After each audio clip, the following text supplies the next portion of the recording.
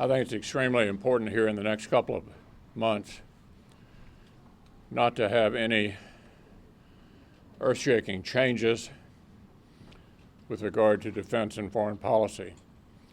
I think a precipitous drawdown in either Afghanistan or Iraq would be a mistake.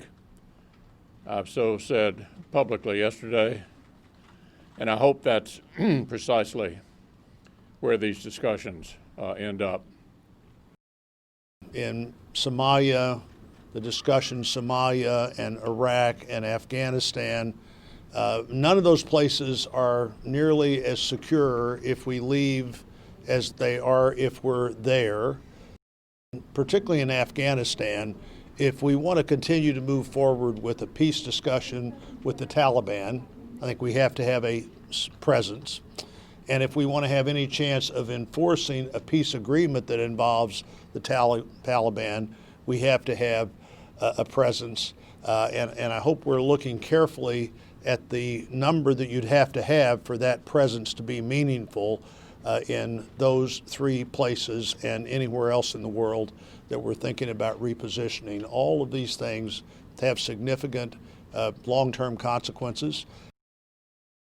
So to sum it up, I'm open to a targeted bill, roughly of the amount that we recommended, $500 billion, which is not nothing, narrowly targeted at schools, at healthcare providers, at PPP, and of course liability reform to keep America from being engaged in an epidemic of lawsuits on the heels of the pandemic.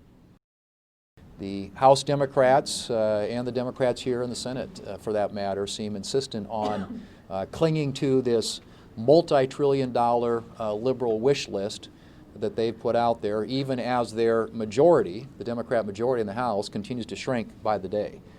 If nothing else, I think the American people are sending a message that they want a fiscally responsible approach to this challenge, one that targets the assistance where it's needed the most and provides much-needed relief to the American people.